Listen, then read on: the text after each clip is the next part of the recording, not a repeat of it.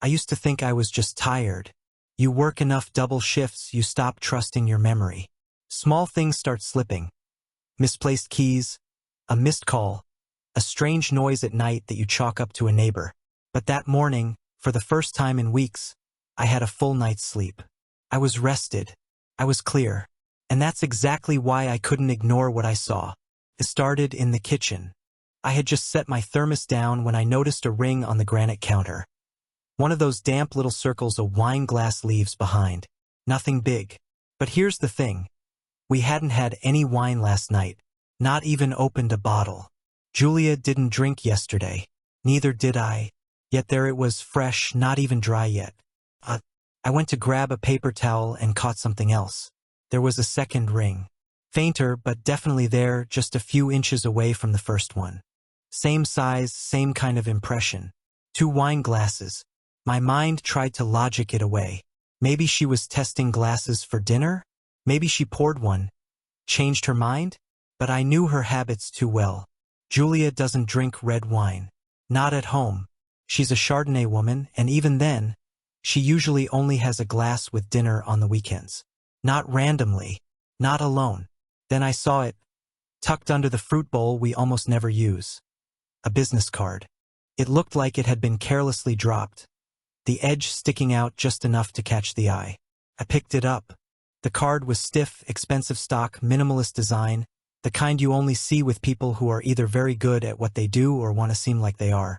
Ethan W. Wealth Management, Financial Services. A local number. A stylized logo I didn't recognize. It felt familiar somehow, but I couldn't place it. I flipped it over, blank back. No message. Just a little smudge near the edge, like it had been held with wet fingers. I stared at it longer than I should have, trying to make it make sense.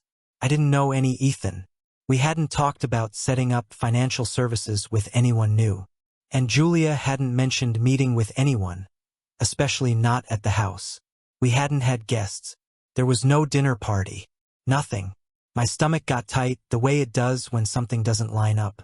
I set the card down on the table and walked toward the porch. Not looking for anything in particular, just acting on instinct. That's when I saw the mat. It was still damp from the sprinklers, which run at 5:30 every morning. Normally that meant nothing. But this time there were footprints. 2 pairs. One wide and familiar, mine clearly. The other was different. Smaller, tighter sole, a different pattern entirely. Not Julia's slippers or flip-flops. Definitely not my boots. These were sneaker prints, men's, maybe a size down from mine. They led from the edge of the porch to the door and back again. Whoever it was hadn't just stood there. They came in, then left. I took a breath and stepped back inside, walking slowly now, scanning the place with new eyes. Something was off. I didn't have proof, but I knew it in my chest. And then I saw the spoon. It was in the sink. Not dirty enough to have been used with food, just a light brown ring of foam crusted near the edge. It was one of those small, long-handled dessert spoons that only came out when Julia made affogato or served guests. I could count on one hand the number of times she'd used them in the past year. And more than that, she never drank coffee with milk or foam. She was a tea person. Green or chamomile, always from her favorite mug. So who made the coffee? The fridge was mostly empty. Nothing that looked like it had been prepped. The dishwasher was still full from the night before. No signs of her usual breakfast, no avocado toast crumbs, no opened yogurt. Just that spoon. And the 2 wine glass rings. And a business card. That's when I heard the garage door. She was back. I slid the card onto the island and didn't say anything right away. Just kept rinsing out the thermos. She came in wearing her blue fleece jacket, the one she only wore for short errands. Her makeup was fresh. Lipstick barely smudged. Hair perfect. "Hey," she said brightly. "You're up early." "I let the alarm run late," I said. "Did you go out already?" "Just groceries," she said, brushing past me toward the hallway. Figured I'd beat the rush. I turned around slowly. "We needed groceries?" She stopped like she had to think about it. "Yeah, we were low on eggs and salad stuff. You said that the other night, remember?" "I hadn't, and I never eat salad." She walked to the counter, grabbing a bottle of water from the fridge. Her eyes flicked toward the island, and I watched her freeze for just a second. She saw the card. "Oh, that," she said quickly, almost too casually. "Yeah, the refinance guy left it on the porch. I meant to toss it." I stared at her. "We already refinanced. Months ago." She didn't blink. "Right, I think it's one of the guys from that team. Just checking in, maybe." That didn't make sense. Why leave a card now? No note? And why drop it off at our door like some kind of door-to-door pitchman? She walked toward the card and picked it up. Her hand lingered on it a moment too long before she dropped it into her purse like it was an empty gum wrapper. Then she turned, smiled tight and said, "You're being weird. Did you sleep okay?" I didn't answer right away. I just looked at the sink. "Oh," she added, noticing. "I tried making one of those whipped coffees. You know, the kind you see on Instagram. I messed it up. Tasted terrible." I raised an eyebrow. "Since when do you drink whipped coffee?" She laughed, just a little too hard. I was bored. I didn't press. I wanted to, but I didn't. She moved past me, her shoulder brushing mine lightly as she walked down the hall toward the bedroom. I stayed in the kitchen, listening to the sound of her footsteps fade. I walked to the trash. No egg carton. No salad containers. No new groceries at all. I opened the cabinet where we keep the wine glasses. 2 were missing. I opened the dishwasher. 1 wine glass in there. Not 2. 1. So where was the other? That was the moment everything in my brain stopped trying to spin a softer version of the truth. Because I knew Julia. I knew how tidy she was. How precise. She wouldn't leave a wine glass out, and she wouldn't forget to put 1 back. There should have been 2 in that dishwasher or none. Not 1. Not halfway. And that foam-crusted spoon in the sink? Still there. Still sitting like a fingerprint. I leaned against the counter, heart beating in my ears. It wasn't just wine. It wasn't just a card. It was a second glass. A stranger's footprints. Coffee Julia would never make. A lie told too smoothly. And a business card tucked into her purse like a secret. I didn't have proof yet. Not real proof. But I had something worse than that. I had doubt. The kind that doesn't go away. The kind that doesn't let you breathe right. The kind that whispers all the things you don't want to believe, but can't ignore anymore. And I knew one thing with absolute clarity. Something had changed. You don't want to believe it at first. You tell yourself it's a one-off. A weird day. A harmless coincidence. Maybe someone dropped the card by mistake. Maybe the extra wine glass was from when her sister visited last week. Maybe she really did try a whipped coffee because she saw it on TikTok. You stretch the limits of what's reasonable to give the person you love the benefit of the doubt. But doubt has a way of sticking to you. It doesn't just live in your head. It lives in your gut, your chest, your sleep. You start noticing things you used to miss. Things you probably always should have noticed. Julia's phone, for starters. She used to leave it everywhere, on the kitchen counter, the coffee table, charging in the bedroom. Now, it was always face down, always on silent, always in her back pocket or zipped away in her purse. I'd glance over while we watched TV and see her thumb hovering near the screen like she was expecting something. Sometimes it would buzz, and she'd glance at it with this strange, flickering look in her eyes, half nervous, half excited, then lock it before I could catch a glimpse. She'd laugh it off, tell me it was a group chat from her book club, but she wasn't reading anything. I checked. Then came the password. It changed. She used to ask me to check directions or playlists, or text her sister if her hands were full. Now, anytime I so much as reached for it, she'd suddenly need it for something else. The screen locked in under 5 seconds. And one day, when I casually asked if she had changed her passcode, she froze, just for a second, then said, "Yeah, I had to update it for work. Security policy." Julia didn't have a job that required that kind of security. But I didn't push. That was the thing I kept telling myself not to push. That if I asked too many questions, I'd look paranoid. Or worse, controlling. I didn't want to be that guy. So I swallowed it. Until the volunteer nights started. It was every Thursday. Same time. Same vague excuse. I'm helping with the animal shelter, she said. They're short-staffed, so we're doing late-night admin work and cleaning. Sounded noble, selfless, and Julia was the kind of person who'd do something like that. But she never brought it up before, never mentioned it during the week, never asked for help or support or even to donate supplies. And more importantly, she never smelled like bleach or dog shampoo when she came home. No hair on her clothes, no tired, sweaty look, just perfume. Light, expensive perfume I didn't recognize. And sometimes faint traces of cologne. The first time I noticed it, I thought it was mine. I checked. It wasn't. I hadn't worn cologne in weeks. I was always in uniform, always at work, too tired to bother. But her scarf, this thin gray one she kept tossing over the coat rack, smelled like a hotel bathroom. Clean, masculine, artificial.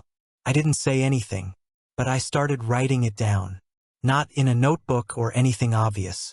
Just little notes in my phone, dates, details, small inconsistencies. Places she said she was. Times she left. When she came back. And what she looked like when she walked through the door. I didn't know what I was doing exactly. I wasn't planning some grand reveal. I think I just needed to know I wasn't going crazy.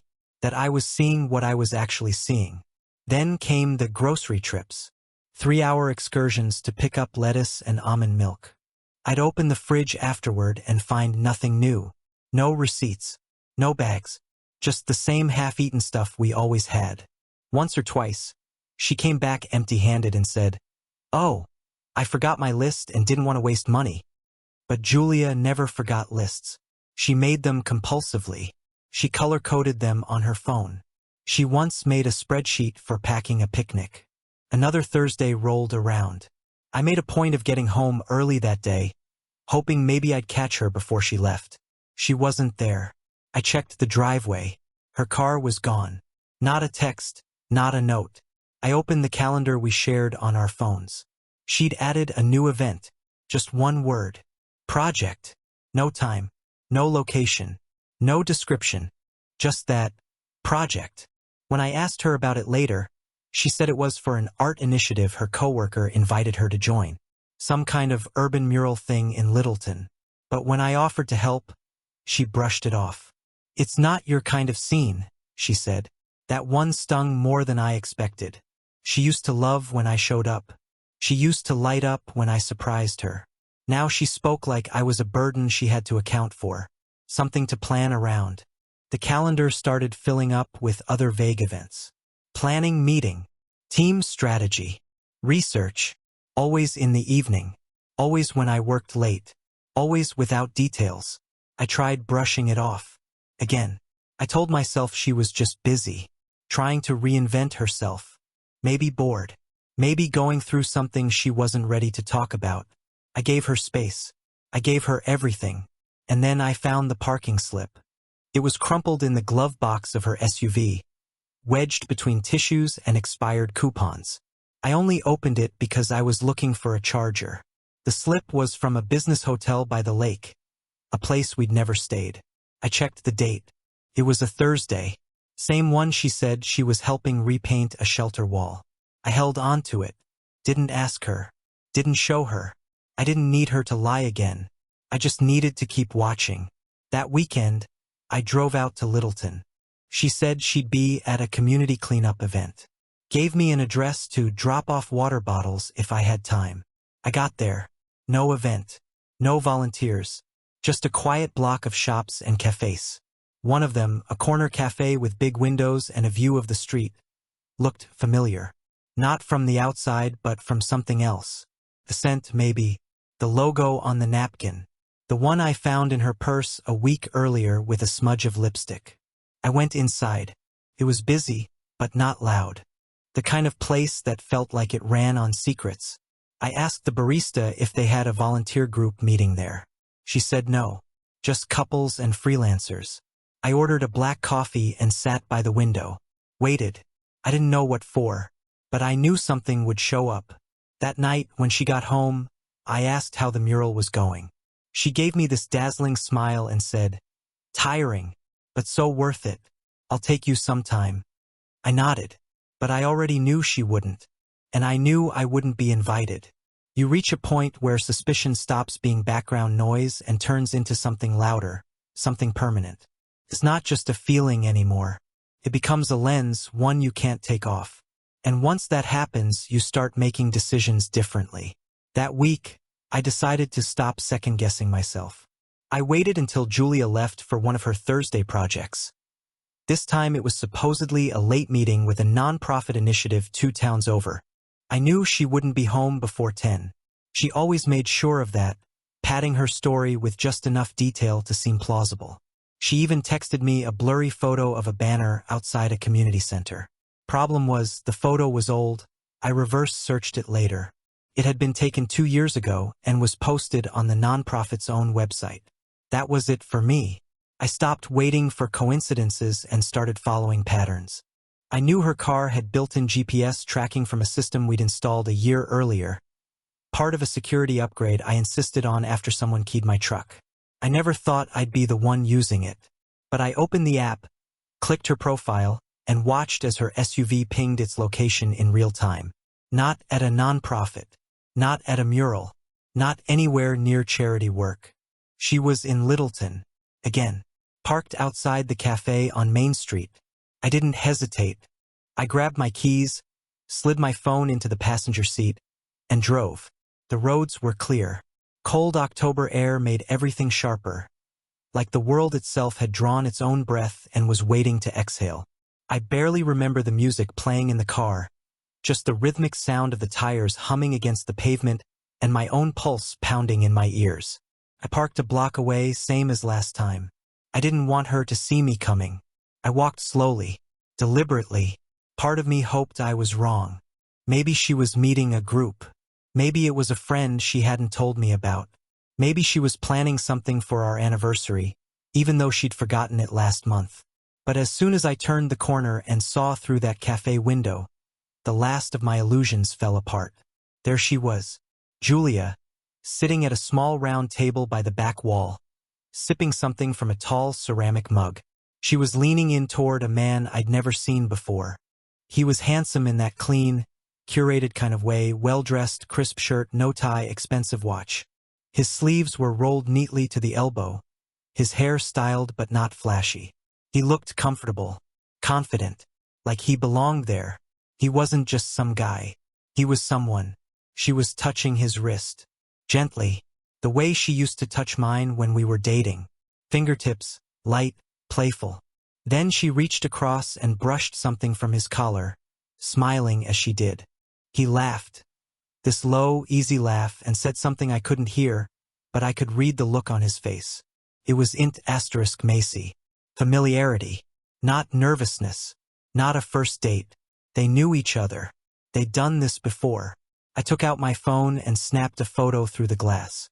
I felt disgusting doing it, like a stalker, like someone I never thought I'd become. But I needed proof. Not for her. Not even for me.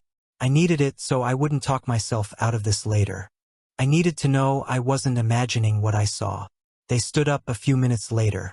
She adjusted her scarf, the gray one, and they walked out together, turning right down the sidewalk, toward the corner lot where I knew her SUV was parked. I stayed back, ducked into the bookstore entrance next door, watching from the reflection in the window. When they reached the car, she didn't leave. Neither did he.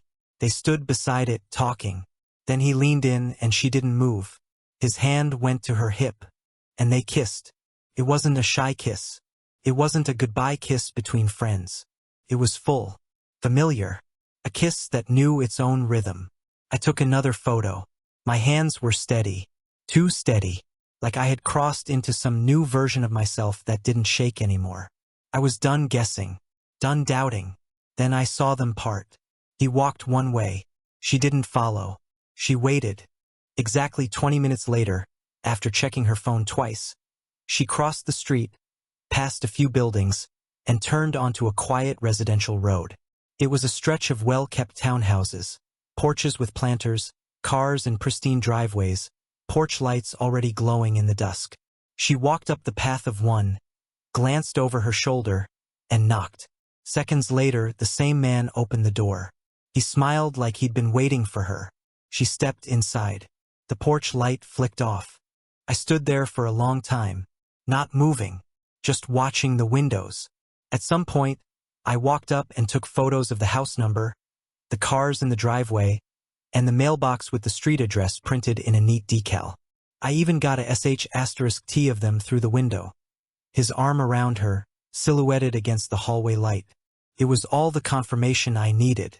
Not just a fling, not just flirting, a routine, a rhythm, something they'd done more than once, something she had lied about over and over again, something she had built around me, timelines, errands, fake appointments, made-up projects.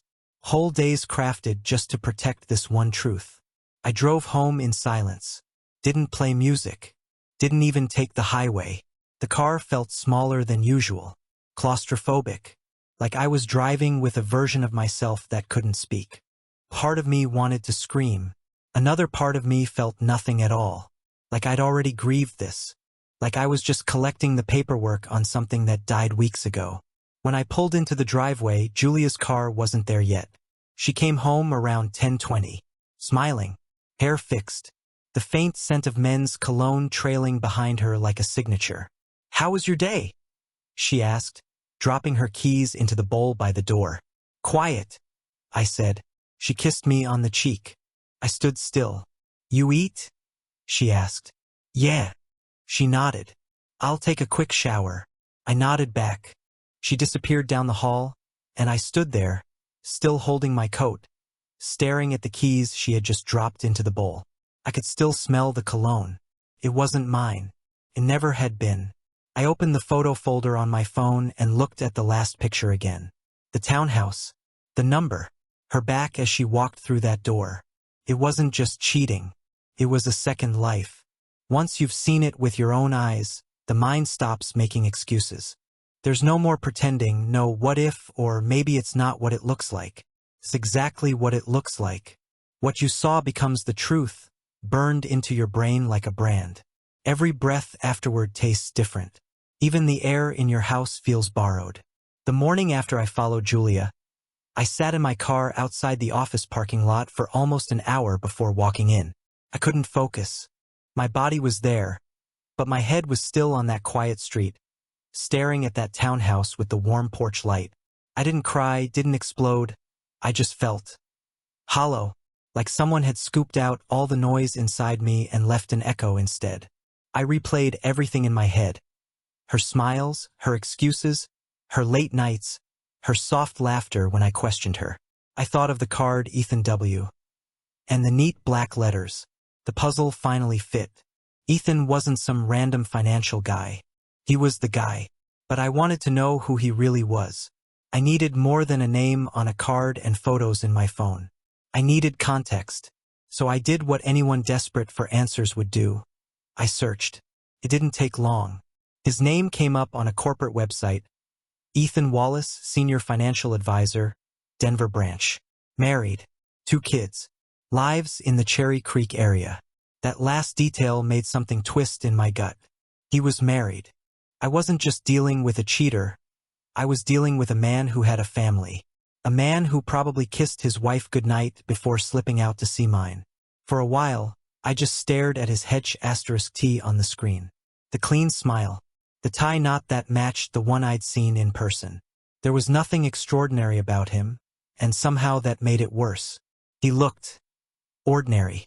The kind of man you'd trust to handle your mortgage, which, ironically, he had. That realization hit like *Ker punch. Months earlier, Julia and I had refinanced our house through a local firm. She handled most of the paperwork. She said she knew a guy who'd streamline the process. That was him. That's how they met. He'd been in our home, sat at our kitchen table, shook my hand. And all this time he had access to our schedule, our finances, our lives. The betrayal wasn't just personal anymore. It was calculated, a violation of trust on every level. That night, I opened my laptop and dug deeper. The company's site listed his credentials, contact info, even his LinkedIn. From there, I found his wife, Paige Wallace. Her profile was public. She looked warm, approachable, the kind of person who probably made homemade birthday cakes and sent holiday cards to neighbors. I clicked through a few photos. Ethan with his arm around her at a family picnic. Their kids grinning in matching sweaters. A golden retriever between them. Perfect, staged happiness. The irony stung. I didn't plan to contact her at first. What could I even say? Hey, our spouses are having an affair? Sounded cruel. But the longer I sat with the truth, the more wrong it felt to let her live in the dark while I knew everything. She deserved to know. So I did something I never thought I'd do. I found her on Facebook and sent a message. Hi Paige. My name's Mike. I'm reaching out because I think we need to talk about something that might concern both of us. It's about your husband, Ethan. Please don't block me. I'm not trying to stir trouble. I just think you deserve to see what I've seen. I attached one photo. The one from outside the cafe. Julia and Ethan. Close. Laughing, her hand on his wrist. Nothing explicit. Just enough to start a conversation. I didn't expect her to respond. But she did. Less than an hour later. Meet me tomorrow. Please. For P.M. At the Lakeside Cafe. My stomach flipped. The irony wasn't lost on me. The same cafe where they'd met. I half wondered if that was deliberate. I showed up early. Paige was already there. Sitting by the window with her hands wrapped around a mug she wasn't drinking from. She looked exactly like her pictures, kind, but tired. Her eyes had that hollow shine of someone who'd already seen too much but didn't want to admit it. When I walked in, she stood, nervous but composed. "You're Mike," she said. Not a question. I nodded. We sat. Silence stretched between us for a moment before she said softly, "I had a feeling." Her voice cracked on the word feeling, like it was the only thing holding her together. She reached into her purse and pulled out her phone. "I saw your message and didn't want to believe it, but I've been noticing things. The gym check-ins, the expenses that don't match, the cologne, the late-night texts he deletes." I told her about the photos, the townhouse, the business card. I showed her what I'd captured. She looked at the screen for a long time, her lips pressed tight, then nodded. "That's our townhouse," she whispered. "My parents' old place. We've been renting it out, at least that's what he told me." Felt like being punched all over again. That warm porch light I'd seen from the street wasn't some random rendezvous point. It was his other house, the one his wife thought was occupied by tenants. "Do you know how long?" she asked. "I don't," I said honestly. "But it's been at least a few months. Maybe more." We sat there like survivors of the same wreck, piecing together debris. She told me about their supposed late client meetings, his new fitness goals, and how he suddenly cared about wardrobe and cologne again. Every story matched Julia's lies almost word for word, like they'd rehearsed them. The puzzle was complete now. Julia's fake volunteer nights aligned with his work dinners.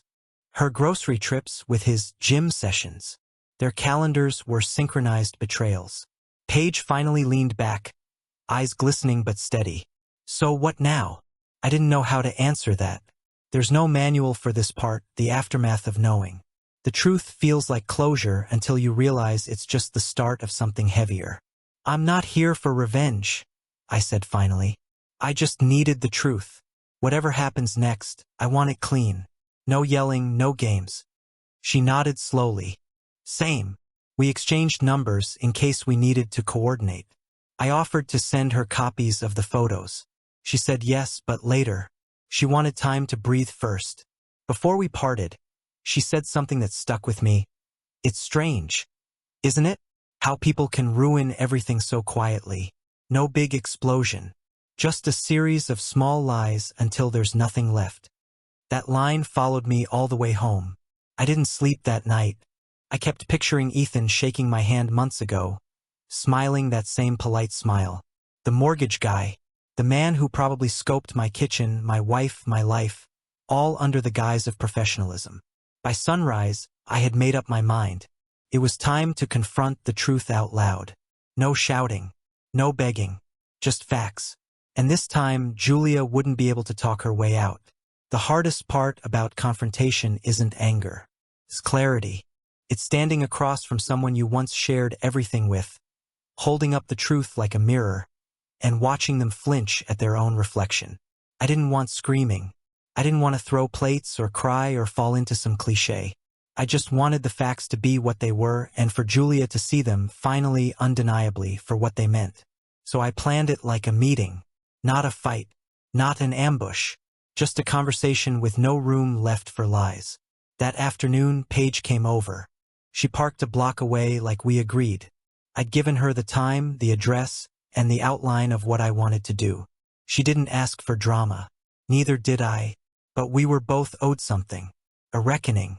A closing scene. I texted Julia that morning and told her we needed to talk after dinner. No excuses. No rescheduling. She responded with a casual "sure. Everything okay?" and a smiley face. It almost made me laugh. She still thought she was in control of the narrative. Dinner was silent. She cooked stir-fry, humming to herself, her phone face down beside her like always. She didn't notice I hadn't touched my fork. After we cleared the table, I asked her to sit in the living room. "I invited someone," I said. That wiped the smile off her face. "Who?" There was a knock at the door. I didn't answer her. I just walked over, opened it, and let Paige in. She stepped inside without a word. Calm. Steady. Julia stood up fast, her face shifting between confusion, fear, and that brittle kind of defensive cheerfulness she always used when caught off guard. "Hi," she said awkwardly. "Do I know you?" Paige didn't answer at first. She just set her phone down on the coffee table. Julia looked at me, then back at Paige. "Mike, what's going on?" "You know exactly what's going on," I said quietly. "And so does she." I sat down. Paige followed. Julia remained standing, arms crossed, her face hardening. "Is this some kind of setup?" she asked, her voice trembling slightly. "No," I said. "It's a confrontation. A quiet one." She started shaking her head, lips parting. "I don't." "You've been seeing Ethan Wallace," I interrupted. "For months. During your volunteer shifts, your errand runs, and every other night you said you were out late helping others." Silence. Paige reached into her coat pocket and placed a small stack of receipts and printouts on the table. Gym check-ins, charges to hotel rooms, cafe purchases, his work calendar, Paige said. Her tone was sharp but even, all overlapping with Julia's little projects. Julia looked pale. Her mouth opened, then closed. She turned to me. "You went through my things?" "No," I said. "You left a trail all by yourself. You just didn't think anyone would follow it." She looked at Paige again. "I didn't know he was married. I didn't know my husband was seeing your wife," Paige said flatly. The weight of that line hung in the air like a dropped hammer. Julia dropped her gaze, her hands twitching slightly. She reached for the receipts, then froze halfway and pulled her hand back. "I didn't plan any of this," she said softly. "That doesn't matter," I replied. "The damage is the same." She sat down slowly, still refusing to meet my eyes. "Mike, I didn't mean for it to go this far." I leaned forward. "So what was the plan, then? Lie until it fizzled out? Hope I stayed blind? Or were you just waiting for the right time to leave?" She looked up at me then, her eyes glassy. "I don't know," she whispered. "I just felt empty, like I was disappearing. Ethan made me feel seen again. I know that doesn't justify anything, but that's what happened." I nodded. "That's the first honest thing you've said in a while." She flinched. Paige didn't speak. She was just watching Julia now with this calm, unreadable expression. I could only imagine the storm going on behind her eyes. "I'm not going to scream," I told Julia. "I'm not going to curse you out or demand explanations. I already have the answers. Now it's just about what comes next." "What do you mean?" she asked. "I've already moved half our joint funds into a separate account. I've frozen the cards I pay for. You'll get access to what's yours, and that's it." Her mouth opened, stunned. "I'm staying in the house for now," I continued. "You'll go to your sister's. Pack tonight or tomorrow. Whatever you need." "You're kicking me out?" she asked, incredulous. I'm setting boundaries, I said. I'll talk to a lawyer this week. I suggest you do the same. Tears welled in her eyes. Mike, wait, please. We can work through this. It's not too late. Yes, I said quietly. It is. Paige stood up. I'll leave you too, she said and looked at me. Text me if you need anything else. Julia tried to stop her with a raised hand. I never meant to. Save it, Paige said. We both meant things once. Then we made choices. The door clicked shut behind her. I sat there, and Julia just cried. Not loud, not dramatic. Just quiet sobs, like the air was slowly draining out of her. You want to know the worst part? I said after a while. She looked up, mascara smudged, hands clenched. I might have forgiven you, I said, if you'd told me, if you'd confessed. But you didn't. You built an entire lie around us. You watched me live in it. And that is something I can't come back from. She didn't argue. She just sat there. I got up and walked to the hallway, pausing at the guest room door. You can sleep in here tonight. I'll be in the master. Lock it if you want. And then I left her there on the couch, alone, like I'd been for months. A week later, Julia came back, dressed up like it was date night. She smiled like nothing had happened, until she saw me walk in with Paige. Julia froze mid-step, her expression collapsing. Paige said nothing, just stood beside me, calm and unmoved. Julia stared, wide-eyed, then turned, grabbed her bag, and left without a word. That silence said more than any apology ever could. This time, she knew it was truly over. Ethan's firm opened an inquiry over conflict of interest. His affair unraveled fast. Julia moved into a studio in Aurora, vanished from mutual circles. I sold the house, moved near the canyons, started over, early hikes, quiet mornings, no noise. Paige and I stayed in touch. Just coffee, honest conversation. No illusions. What I learned stuck with me. Set boundaries early, trust your gut, and when it's over, leave clean. No rewrites, no return, just peace.